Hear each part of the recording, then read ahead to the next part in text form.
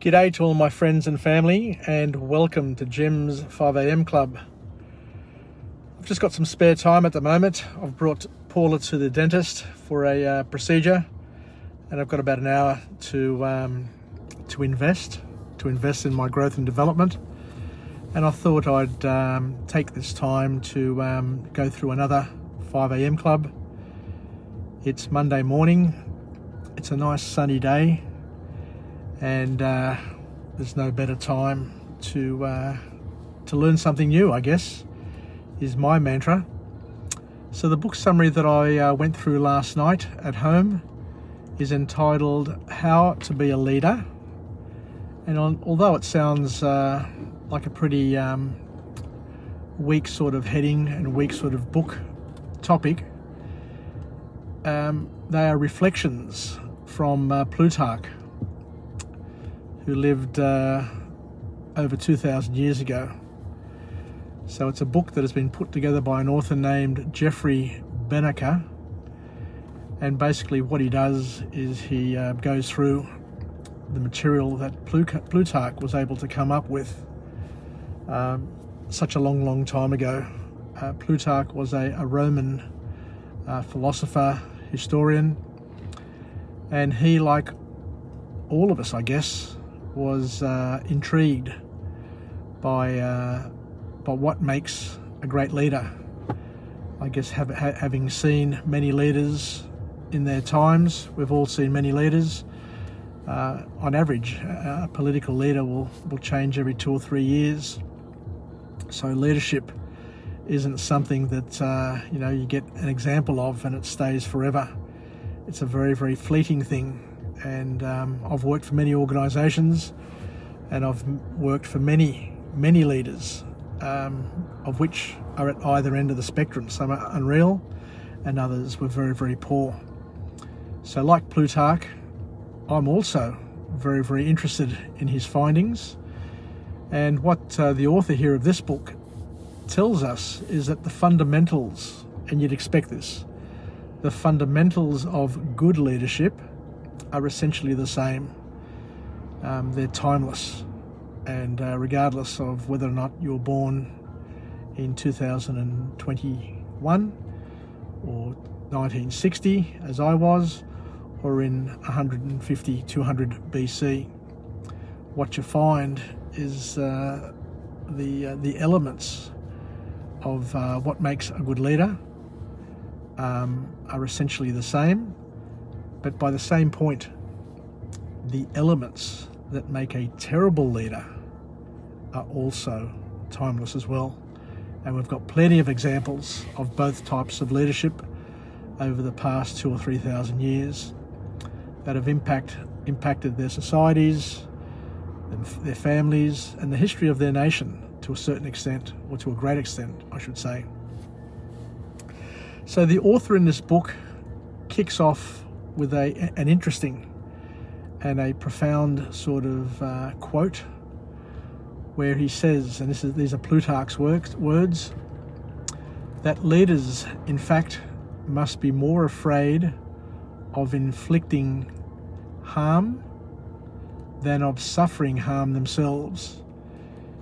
Because a person who's in leadership influences the lives of a lot of people, both in the present moment, but also in the future moments as well.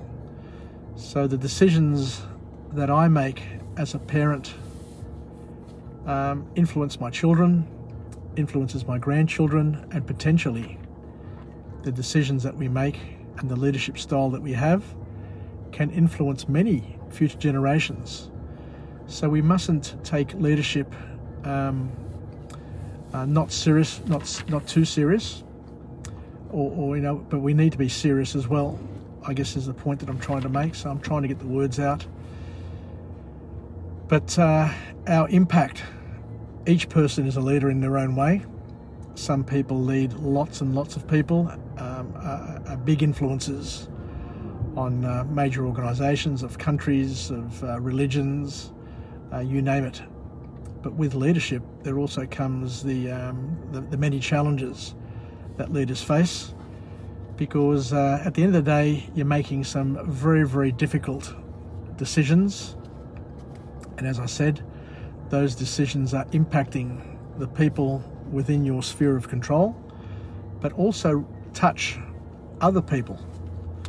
I think I've said on many occasions that people decide to divorce.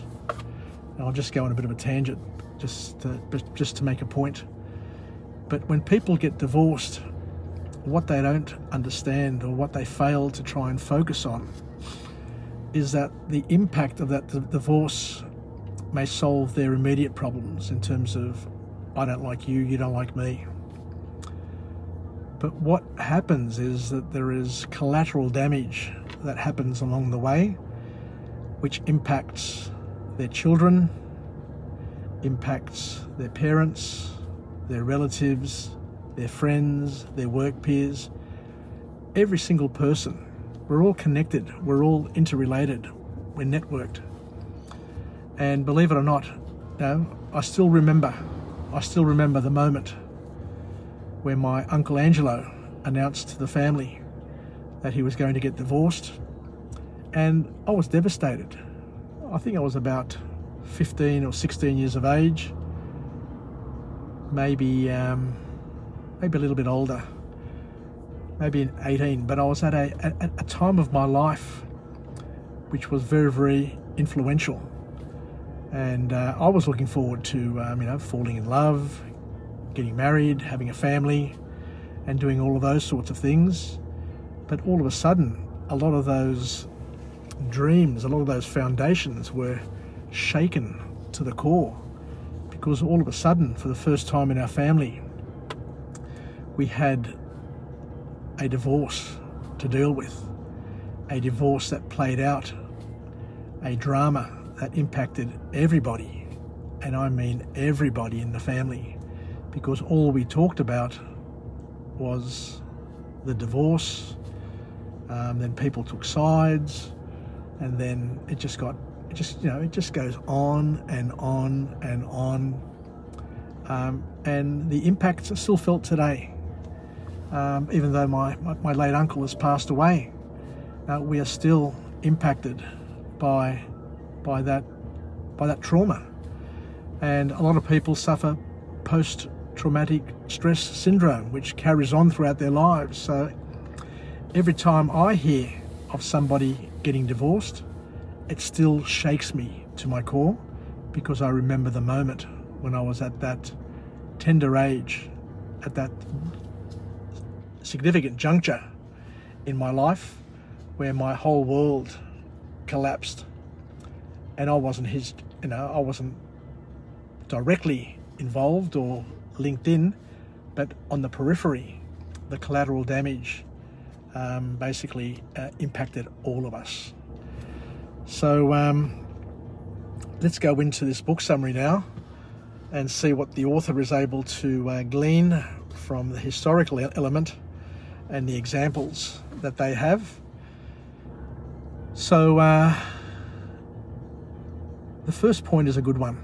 The first point is very, very good, where he says that if you want to be a leader, make sure you have the best intentions first. You need to lead for the right reasons. And we've seen this in our lives, because some people want to lead in order not to take orders. They just want to be the boss. They just want to be bossy. How many people have you come across in your life who aren't great leaders, but they just want to lead because they don't want somebody else telling them what to do?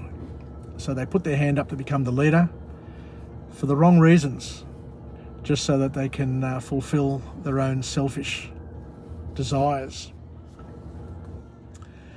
So the author then goes on and says that we need to think about why we want to be a leader. Think long and deeply about it, because according to this mastermind of history, Plutarch, a good leader, and listen to this one here, hang out with me, stay with me. A good leader is motivated by honor and duty. those words don't carry much weight anymore. They don't mean anything anymore to a lot of people. And the reason why we lead our families is not for our own selfish needs, but there is an honour and a duty to be a leader and to serve others. And the author here says that a good leader is motivated by honour and duty, and not the desire to receive acclaim.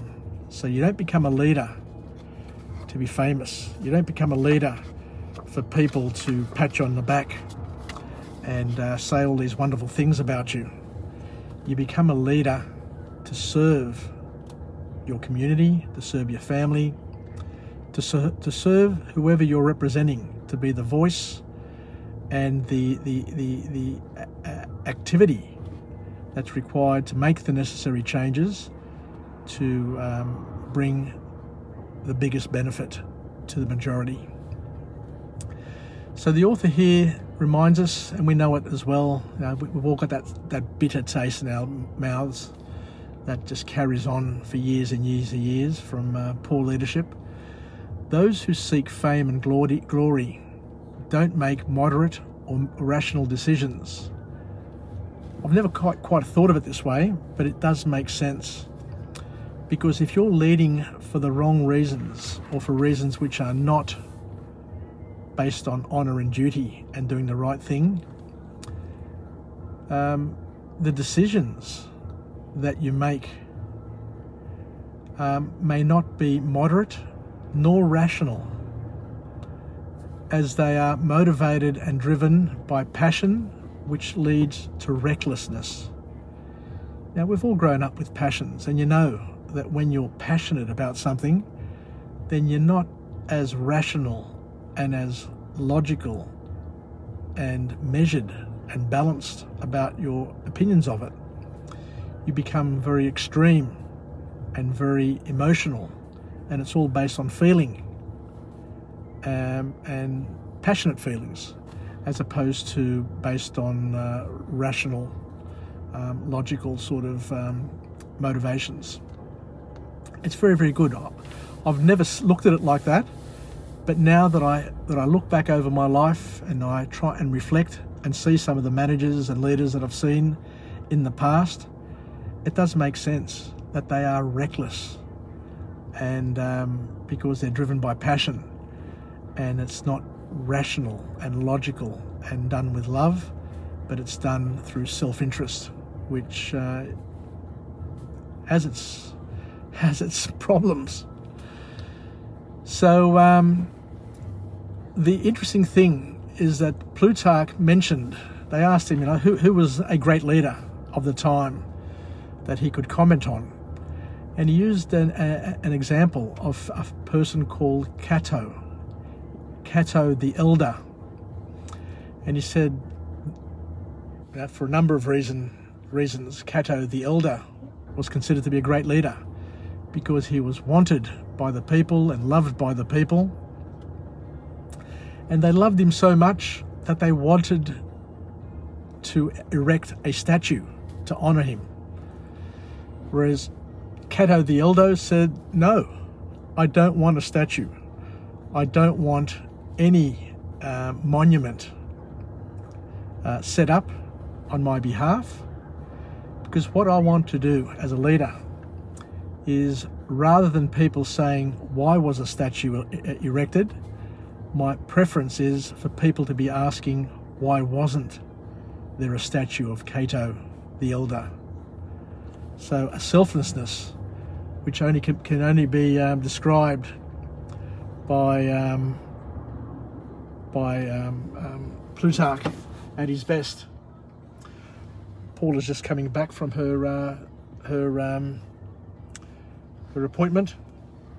I'll just finish off in a little while. She looks okay, so that's a positive. So the other thing that they talk about, which is important here, is that if you are a leader, you are more likely to be criticised because you're making tough decisions, and those decisions don't serve everybody. Take, for example, our Prime Minister, ScoMo.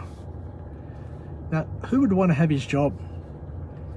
He's under pressure, he's under fire all the time, making tough decisions, trying to get the states, trying to herd cats. It's just an impossible sort of task.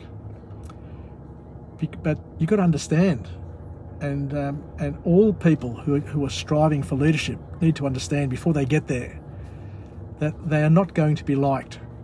They are going to be attacked most of the time. So you need to have a thick skin and an ability to get on with it and ignore all the negativity that surrounds you. So let's move on to the second point here. A great leader is exceptionally good at persuading people and speaking. And from my perspective, I absolutely love ScoMo. The way he describes things, the way he covers a topic, to me, I find him exceptional. But as the author here says, that it's not about just talking. A lot of people think that just being a good talker, just talking and being able to generate words is the sign of a great leader. But it's not the case, according to Plutarch.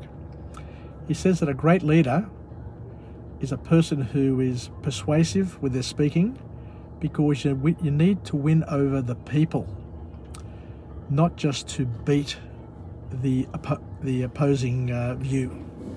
You've got to win over the people and get them on your side. And